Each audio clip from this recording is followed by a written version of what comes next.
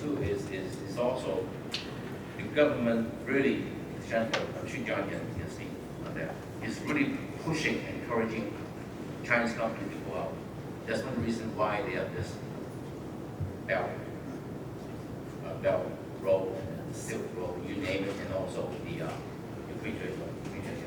So that's one reason why I think this is huge opportunity for U.S. companies, where is service, medical, I mean, environmental is huge.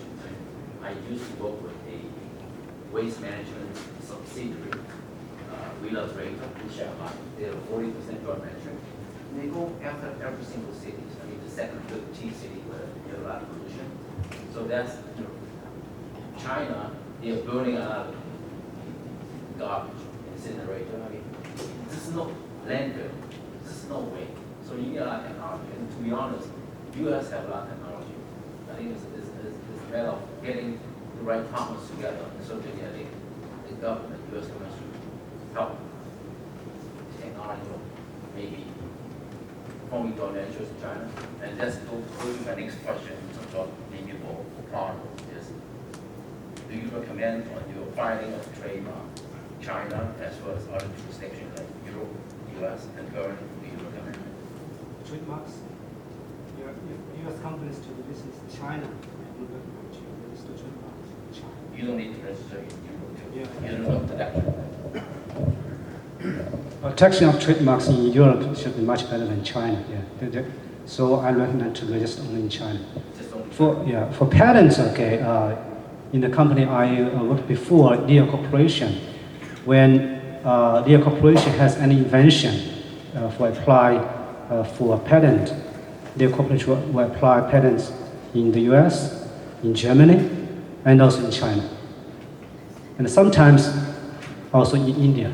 So that's the choice of Lear Corporation, because it produces automotive seats and also automotive electronics products. Thank you. While you have the microphone, are arbitration clauses used in China? And if there's an issue, what does a business do? Yeah, sorry? Two-part question. If you have a business dispute in China, are you able to file an arbitration in China? Yeah, of course, yeah. We have CTAC, that's China International, let me think, that's the abbreviation. That's the International Arbitration Committee available in China. Yeah. It's more and more welcomed by also foreign companies in China. Yeah. And also, we also can do arbitration in Hong Kong.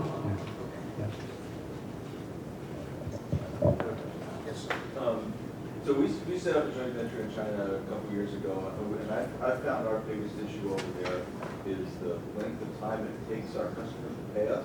It's a very long AR, and I'm wondering if you've seen that with any of your other clients, and if so, what some successful strategies for dealing with that? What industry? Medical service. Medical service. So our customers are the hospitals, mostly. I don't know anything about medical business. On the retail side, so retail looking 150, 180. That's where we are. That's Okay. where we are, and it seems to be pretty endemic. So I was just wondering if anybody, sounds like you see that in other industries. Is there any strategies to deal with that? I think you just sometimes has to build that into the charge. I mean, there's probably no other way to do it. Or you kind of hopefully build a good relationship, and so they'll. I would like to take the question. Since I used to work for a JV with GE Capital. Our company has a JV with GE Capital, an international finance company. I used to work there for 4 years, and actually it has been a great success for the JV, even in 2008. And I think your question, maybe it's because many hospitals, they have to go to get through a certain kind of process for payment. So the question is, you should get good relations with the approvers, the public, the government. That's the main point, and it took us a long time for GE Capital to get approval from the MOFCOM to set up a new company, but it depends who is negotiating with the government. It does not have any limit for the time. So you have get relations with some kind of officials. Actually, I just want to add to that too, because I think what you can do is there are twofold. Either use Hong Kong or try to talk to your supplier's bank, because this is relatively new in China. We know about accounts receivable purchases, supply chain here. In China, it's developing. So if you can introduce your supplier to a foreign bank in China, by the way, there are many foreign banks in China. Standard Chartered, HSBC is the largest, about 50 billion in assets. Followed by Bank of East Asia, which is a Hong Kong-based bank. Bank of East Asia is about, in China, 40 billion in assets. Standard Chartered is about 35 billion. So some of those, even JP Morgan Chase, I mean, the US banks are far behind in terms of foreign banks in China, far behind the European banks. So you can really educate them about this kind of program. Okay, so they'll do AR factoring? Yeah, it's getting very popular. And part of the government's push is to encourage lending to SMEs in China. So,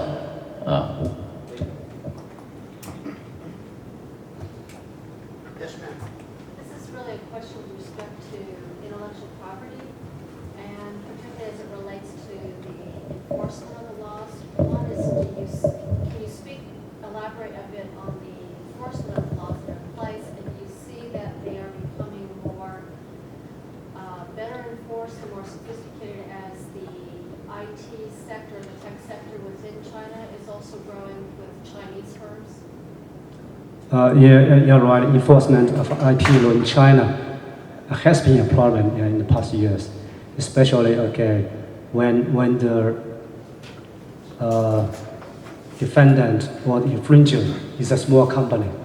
It's very difficult to collect money or compensation from the small companies. But nowadays, Chinese courts have set up, especially the enforcement bureau within the court. So this will help the plaintiff to collect compensation from the defendants or the infringers. Yeah, this is being improved.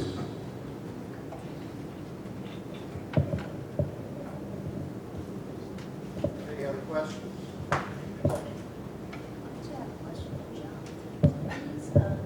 These Chinese manufacturing companies, they're coming to South Carolina. How do they meet the requirement of the environment control? So are they increasing their cost?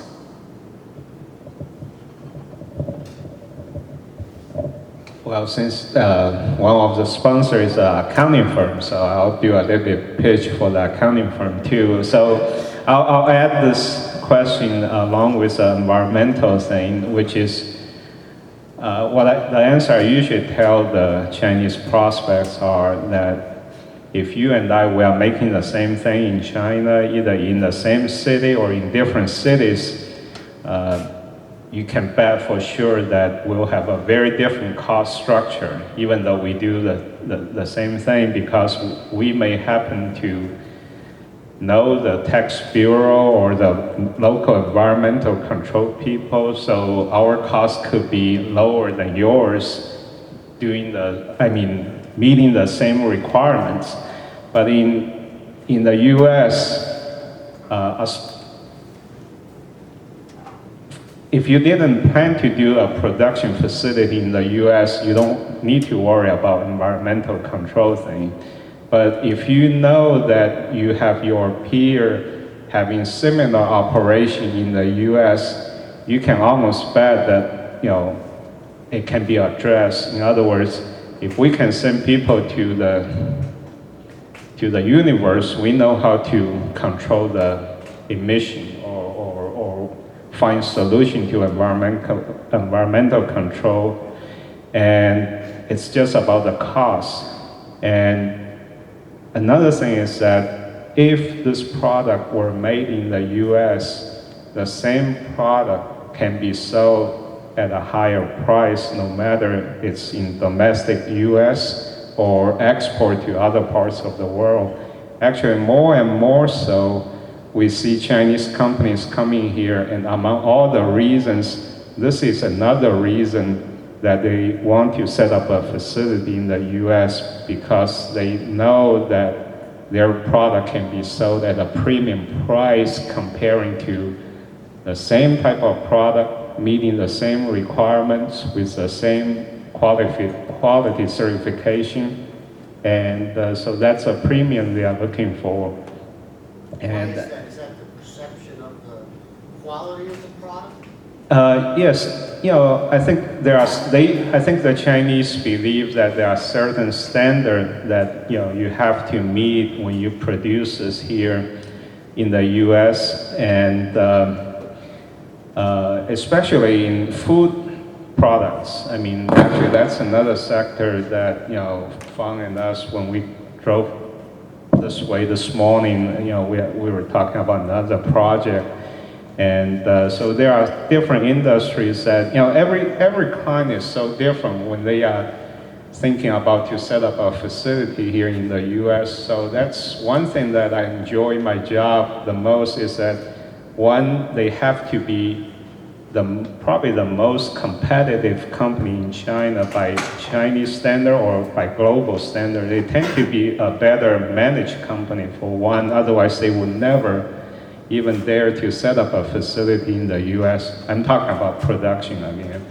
And so that's the kind of things that they are very much looking for, is how they can differentiate them from their competitors in China. Mm-hmm. Looking at some of my client base and the clients that I've seen in a variety of different industries, just to echo some of the comments that were made, you may have higher environmental costs and certain costs in the US. However, one of the big items that's really causing cost differential that I've seen in client base is quality control. It's not a matter of perception, it's in actuality. There is a substantially higher amount of lost product, bad product that occurs because of some bureaucratic and internal policies that are not met in many cases in Chinese production facilities that are just standard in how we handle quality control and production. And therefore, that makes a very big difference. If you have a third of your production that's lost in China due to quality control products, and especially in medical device issues, I've seen this happen with some regularity. And therefore, if you lose a third of that production, it doesn't matter the fact that you have a substantially lower cost structure per unit. When you lose that, your cost per unit just skyrocketed because now you've got to reproduce that or rework that product, etc. So it's not a matter of perception, it's actual true cost in quality control procedures that do occur oftentimes, and especially higher tech issues and medical device issues in China.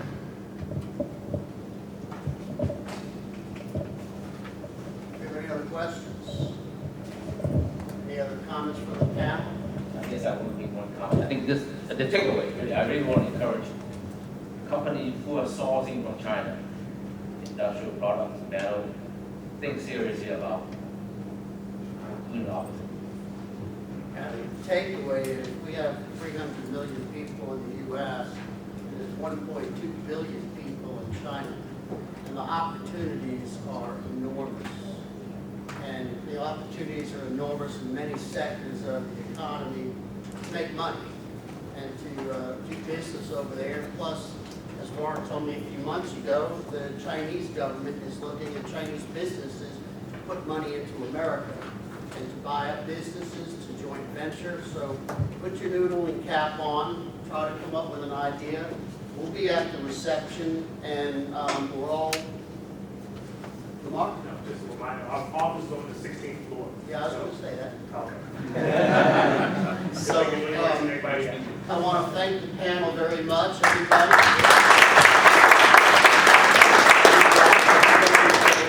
Corey, thank you for coming down here from New York and wherever else. And So we're on the 16th floor of Building 2. You come through the doors over there, and we have a lot of food, a lot of alcohol, soda,